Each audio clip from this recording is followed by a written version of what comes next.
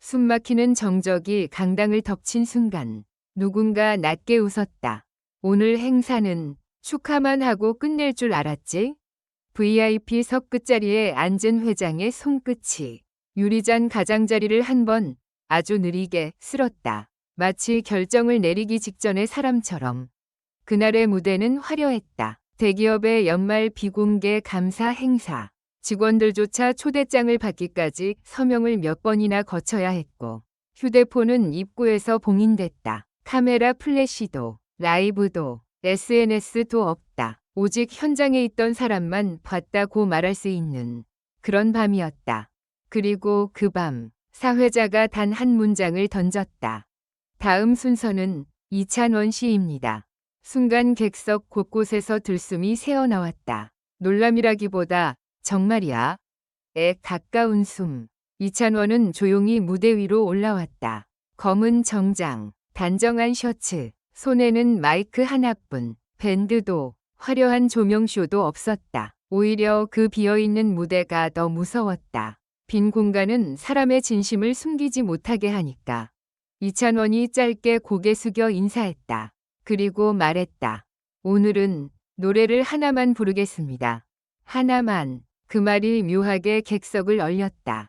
보통 이런 자리에서는 히트곡 메들리로 분위기를 달구고 회장석에는 의전용 미소를 선물하고 무대 뒤로 사라진다. 그런데 그는 단 한 곡, 마치 칼 한 자루만 들고 결투장에 나온 사람 같았다.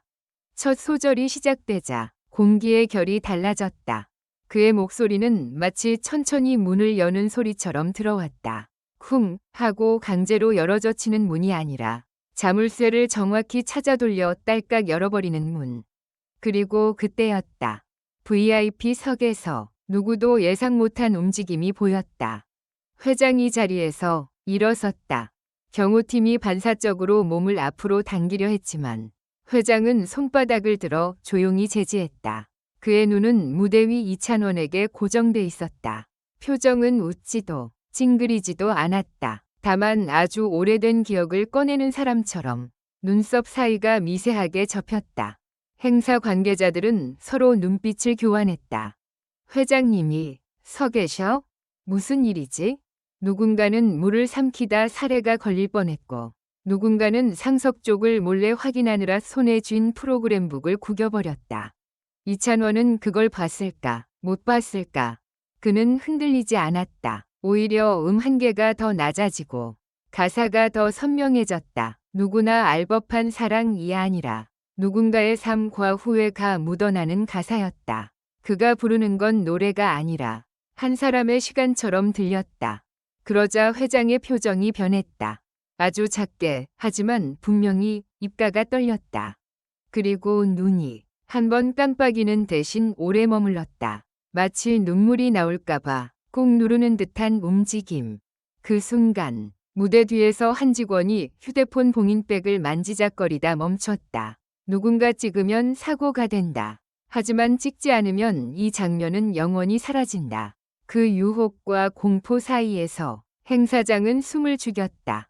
노래가 중반을 향하자 뜻밖의 일이 또 일어났다. VIP 석 옆 통로로 검은 정장을 입은 비서실장이 다급하게 걸어 나왔다. 그가 누구의 귀에 대고 속삭였다. 준비, 지금부터 하십시오. 준비? 무엇을? 관계자들은 행사 대본을 다시 펼쳐봤다. 이찬원 축하 공연 후 기념 촬영 종료. 그 어디에도 준비라는 문장은 없었다. 대본에 없는 준비는 언제나 위험하다. 그리고 대기업 행사에서 위험은 대개 돈과 권력의 냄새를 품는다. 이찬원이 마지막 후렴으로 들어갔다. 목소리는 더 크게 올라가지 않았다.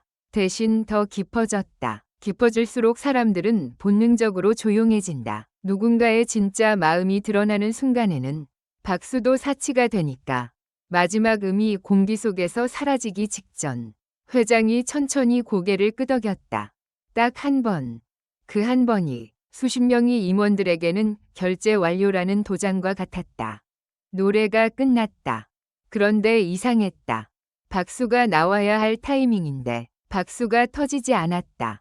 사람들은 회장의 움직임을 기다렸다. 지금 여기서 가장 큰 소리는 박수가 아니라 회장의 첫 행동이 될 것이기 때문이다. 회장이 마침내 입을 열었다.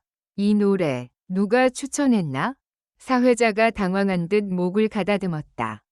회장님, 오늘은 이찬원 씨가 직접 선곡하신. 회장이 고개를 저었다. 아니, 이 노래는 내가 잊고 살던 사람을 데려왔어.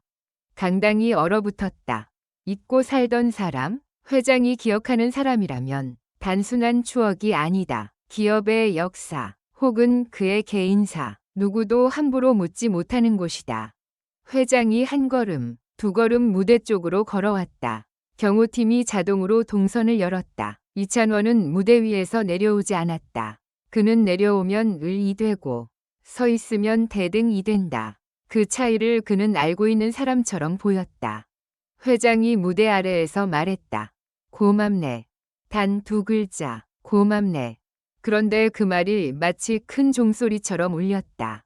회장의 고맙네는 웬만한 상장보다 무겁다. 임원들의 눈빛이 흔들렸다. 이찬원의 손이 마이크를 조금 내려갔다. 그 역시 놀랐을 것이다. 하지만 그는 웃지 않았다. 미소를 만들지 않았다. 그 대신 아주 짧게 고개 숙였다. 담담하게. 그리고 회장이 손짓했다. 그때 무대 옆 커튼이 열렸다. 아무도 예상하지 못한 실물이 등장했다. 검은 천으로 덮인 거대한 물체. 사람들이 숨을 들이켰다. 그 형태는 너무 익숙했다. 어떤 사람은 입술만 움직이며 속삭였다. 차, 아니야? 천이 살짝 들리자 유광의 차체가 무대 조명을 받아번쩍였다. 맞았다. 자동차였다. 그것도 단순한 협찬용 전시가 아니었다. 번호판 대신 증정식 리본이 걸려 있었고 앞유리에는 작은 카드가 꽂혀 있었다. 사회자가 겨우 말을 꺼냈다. 회장님, 이건 혹시? 회장은 객석을 향해 고개를 돌렸다. 그가 말하는 순간 공기는 더 단단해졌다. 자동차는 당신을 위한 선물입니다. 말이 끝나자마자 여기저기서 탄성이 터졌다. 하지만 진짜 충격은 그 다음이었다. 회장은 자동차로 시선을 던지지 않았다. 그는 이찬원을 똑바로 보며 말했다. 나는 오늘 노래를 들었을 뿐인데 내 마음이 정리됐네. 사람이 사람에게 줄 수 있는 선물이 이렇게 클 수도 있겠구먼. 누군가의 뒷좌석에서 이게 광고야? 라는 속삭임이 들렸다. 그러나 현장의 분위기는 광고의 그것이 아니었다. 너무 진했다. 너무 진심 같았다. 광고는 계산의 향이 나지만 이 장면에는 오래 눌러둔 감정이 새어나오는 냄새가 있었다. 그런데 여기서 끝이 아니었다. 비서실장이 앞으로 나와 카드 한 장을 사회자에게 건넸다. 사회자가 읽는 손이 떨렸다. 회장님께서 이찬원 씨에게 전달하실 메시지입니다. 사회자는 카드 내용을 읽지 못했다. 그 대신 회장이 직접 말했다. 차만 주는 게 아니네. 내일 아침 9시 우리 재단으로 오게. 당신 목소리로 한 곡 더 필요해. 한 곡 더? 재단? 임원들 사이에 전류가 튀었다. 회장이 운영하는 재단은 사람을 키우는 곳이기도 했지만 동시에 기업의 미래 사업과 연결되는 통로이기도 했다. 문화사업, 장학, 지역 프로젝트, 그 어떤 이름을 붙여도 회장이 직접 호출하는 순간 판이 바뀐다. 이찬원은 잠시 침묵했다. 그 짧은 침묵이 더 큰 이야기의 문을 열었다. 그는 마이크를 다시 들어올렸다.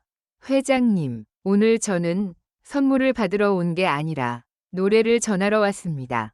객석이 술렁였다. 보통은 감사합니다가 먼저다. 하지만 그는 방향을 바꿨다. 감사보다 앞서는 말이 있다는 듯이.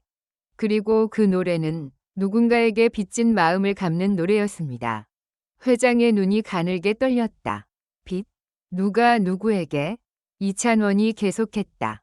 제가 힘들었을 때 아무도 모르게 제게 손을 내밀어 준 분이 계셨습니다.